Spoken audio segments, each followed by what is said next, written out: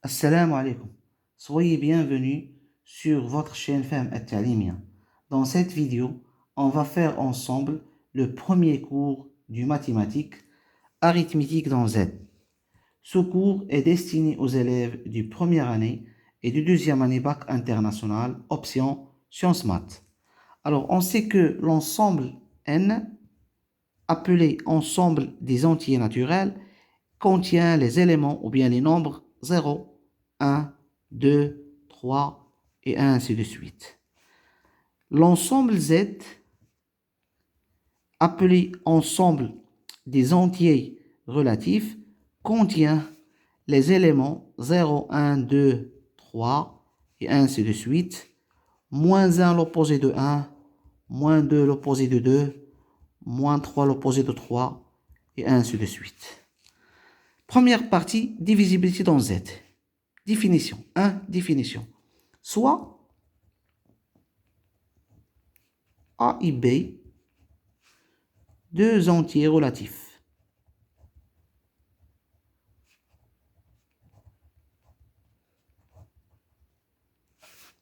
On dit que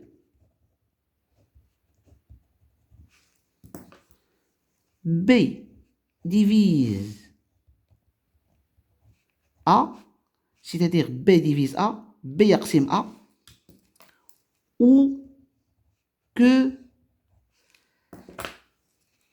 B est un diviseur de A, est un diviseur de A, c'est-à-dire en arabe B قاسم li A, si et seulement si elle existe un entier relatif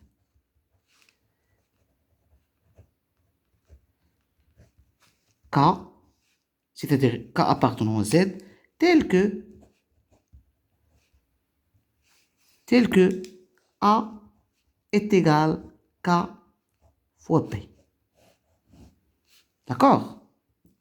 On écrit la notation suivante. B divise, comme ça c'est divise A. B divise A.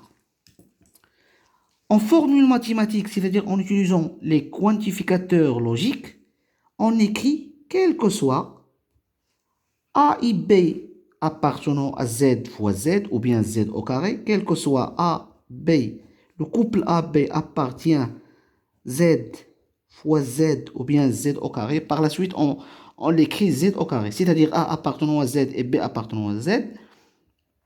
B divise A, équivalent à dire, ou bien si ou seulement si, elle existe K appartenant à Z, tel que A est égal à K fois P. Voilà la définition de la divisibilité dans Z. Remarque 1.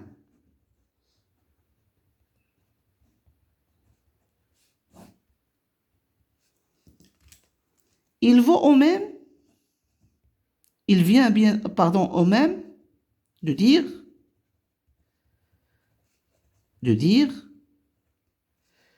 B divise A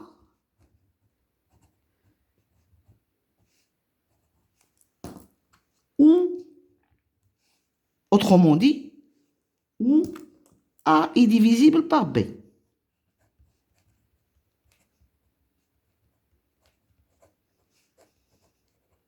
D'accord? On dit que B divise A ou bien A est divisible par B. C'est-à-dire, on donne un exemple. Exemple. 2 est divisible par 6. Pourquoi? Parce que 6 est égal à 3 fois 2. Alors K égale à 3, appartenant à Z. On dit que 2 divise 6. Et 6 est divisible par 2. يعني يقبل القسمة على 2.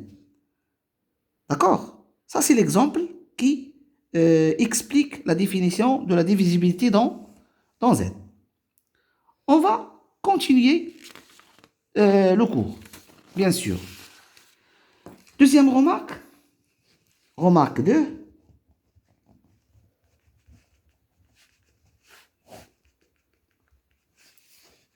On a quoi? On a A est égal à K fois B. Qu'est-ce qu'on peut dire? On peut dire que A est un multiple de B, c'est-à-dire A muda'af li B.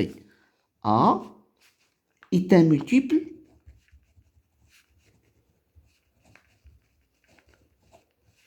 de B. D'accord? Si seulement s'il existe aussi K appartenant à Z tel que A est égal à K fois B. Donc cette relation-là indique que A est aussi un multiple de B. D'accord. On va utiliser la notation suivante. Notation. Parmise. Si A est un entier relatif, si A est un entier relatif, l'ensemble de multiples de A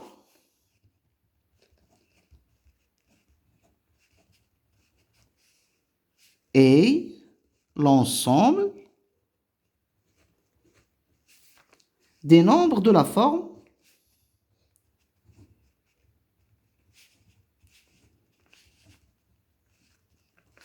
bien sûr de la forme K fois A. D'accord? Cette notation est très importante par la suite du cours. Donc, si A est un entier relatif, c'est-à-dire il appartient à Z, alors l'ensemble des multiples de A, c'est quoi l'ensemble du multiple? C'est-à-dire plusieurs nombres. Donc, KA, c'est plusieurs nombres selon la valeur de A, de K. Donc, si K égale à 1, par exemple, A est un multiple de A.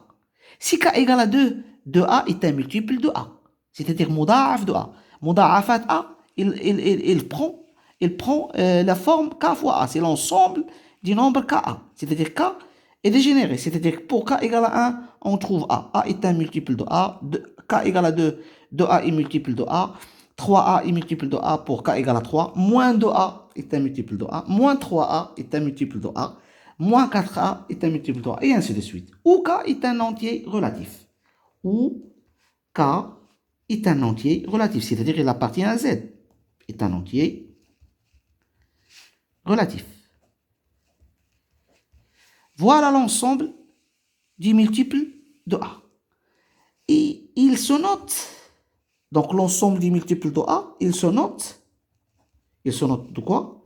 Il se note AZ.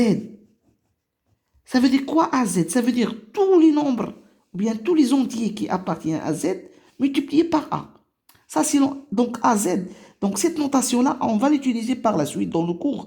Cette notation AZ, il représente l'ensemble des multiples de A. D'accord? Donc à ce moment-là, à quoi égale l'ensemble du multiple de A? Donc l'ensemble du multiple de A est égal, bien sûr, à l'ensemble A fois K. C'est l'ensemble des nombres A fois K. La forme, c'est le nombre de la forme. C'est le nombre de la forme A fois K, tel que K appartenant à Z. C'est-à-dire pour K égale à 1A, 2A, 3A, 4A, 5A. Pour K égale à moins 1, moins A, moins 2A, moins 3A, et ainsi de suite. Alors cet ensemble est s'écrit de la forme suivante. Bien sûr, 0. 0, c'est un multiple de A. Mais 0, c'est un multiple de 0. Parce que 0 est égal à 0 fois 1, par exemple. Ou bien 0 fois 0. Ou bien 0 fois 2. Donc 0, c'est un multiple de 0. D'accord? Ou bien multiple de A. Donc 0A, 2A, 3A, et ainsi de suite. Bien sûr, moins A, moins 2A, et ainsi de suite. Ça, c'est l'ensemble de multiples de A. D'accord? Maintenant, on va donner des exemples qui expliquent la définition de la divisibilité dans Z. Donc, on prend l'exemple suivant. Donc, 2 divise 8. D'accord? Parce que 8, à quoi égal à 8? Il est égal à 4 fois 2. Ici, dans la définition, on a que la définition, c'est A égale à K fois B. A divise B, ou bien B divise A, pardon, B divise A, c'est-à-dire que A égale à K fois B. Alors ici, A égale à K fois B, ici, 2 divise 8, c'est-à-dire on l'écrit comme ça. 2 divise 8, c'est-à-dire 8 est égal à 2 fois 4. Ici, K égale à 4 appartenant à Z. D'accord? L'exemple, c'est clair. On dit que B divise A. B divise A, c'est-à-dire que A égale à K fois B. A, c'est un multiple de B et B divise A. B est un diviseur de A et A est un multiple de B. D'accord? Alors, je donne un autre exemple. Par exemple, 4 divise moins 4. On l'écrit 4 divise moins 4. Pourquoi? Parce que 4, ou bien moins 4, est égal à quoi? Est égal à moins 1. Moins 1 fois 4. Ici, K égale à quoi? Ici, K égale à moins 1, appartenant à Z. D'accord? D'où la définition. On dit que 4 divise moins 4. Pourquoi? Parce que moins 4 est égal à moins 1 fois 4. D'accord? On a aussi un autre exemple. 1 divise 5. Pourquoi? Parce que 5, à quoi égale à 5? Elle est égale à 5 fois 1. D'accord? Ici, K à quoi égale? K égale à quoi? On a dit que 1, la notation 1 divise 5. C'est pas 1 sur 5. C'est la notation 1 divise. Ça, c'est divise. Donc, 1 divise 5, ça veut dire que, pourquoi? Parce que 5 est égal à 5 fois 1. Ici, K égale à 5, appartenant à Z. Donc, on dit que 5 est un multiple de 1, et 1 divise 5. D'accord? On prend un autre exemple, c'est que 1 divise 0. 1 divise 0. Pourquoi? Parce que, c'est-à-dire 1 divise 0. Pourquoi? Parce que 0 est égal à quoi? Est égal à 0 fois 1. Ici, K à quoi égale? Ici, K égale à 0 appartenant à Z. Donc, on dit que 1 divise 0. D'accord? Voilà l'exemple qui explique bien sûr la définition de la divisibilité dans Z. D'accord? On passe à la deuxième paragraphe. C'est propriété de la divisibilité. Alors, propriété de la divisibilité. يعني خصائص قابلية القسمة. Dans Z, bien sûr. Divisibilité. Alors, on va étudier le premier théorème dans ce cours-là. Théorème 1.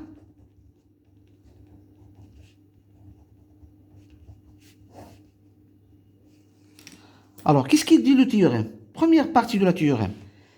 Pour tout A appartenant à Z étoile, c'est-à-dire quel que soit A appartenant à Z étoile, ça veut dire quoi Z étoile? Ça veut dire que A est un entier relatif non nul. A est un entier relatif non nul, c'est-à-dire A différent de 0. D'accord? Donc, qu'est-ce qu'on peut avoir? On peut avoir que A divise moins A et moins A divise A. Je peux démontrer ce théorème-là. D'accord? Deuxièmement, quel que soit A, B appartenant à Z fois Z étoile, ça veut dire que A est un entier relatif et B est un entier relatif non nul, différent de 0. Qu'est-ce qu'on aura? On aura B divise A, équivalent à dire quoi? A moins B divise A, équivalent aussi à dire que B divise moins A, équivalent à dire aussi que moins B divise moins A. Je peux démontrer ce théorème-là. À noter que si A divise moins A, on dit dans ce cas-là que moins A est un multiple de A. Et si moins A divise A, on dit que A est un multiple de moins A. On est d'accord? Donc, deuxièmement, quel que soit A pour tout, donc quel que soit le choix de A et B, c'est arbitraire, de façon que B différent de 0. Donc, A et B, ce sont deux entiers relatifs, sachant que B différent de 0. On a B divise A, c'est-à-dire d'après la définition, il existe K appartenant à Z, tel que A égale à K fois B. À ce moment-là, on peut avoir que moins B divise A, B divise moins A, et aussi moins B divise moins A. Démonstration. D'accord? On va démontrer ce théorème.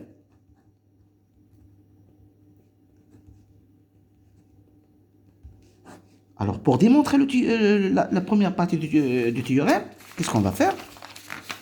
On va aller doucement. Ce théorème, c'est très très facile et on va aller doucement. Alors, on a, premièrement, pour la démonstration de la première partie du théorème, donc soit on va choisir A appartenant à Z étoile. D'accord?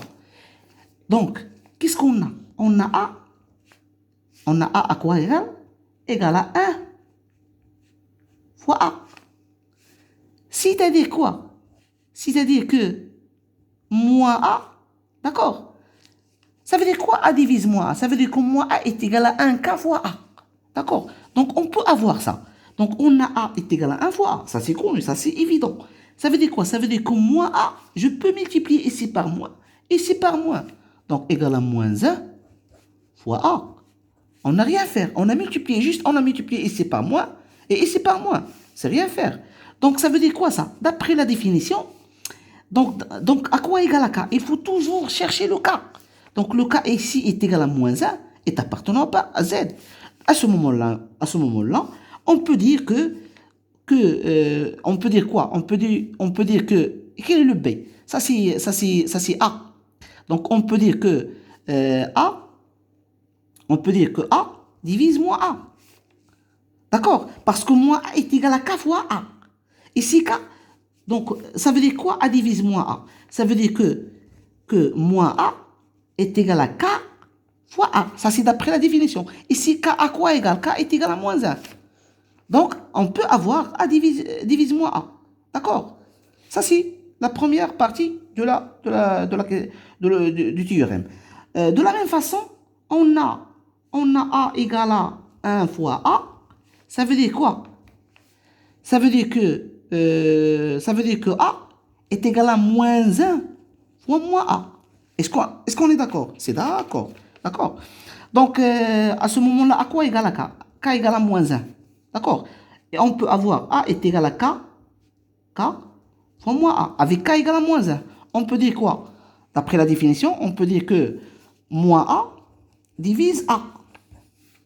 Donc, on a démontré le théorème. D'accord. Deuxième partie du théorème.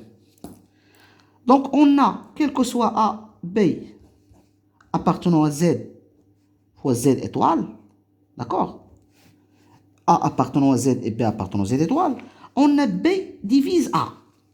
Après le théorème, d'accord? B divise A. Ça veut dire quoi B divise A? Ça veut dire, il existe, d'après la définition, il existe K appartenant à Z, tel que A est égal à K fois B. D'accord? Ça veut dire quoi? Ça veut dire que A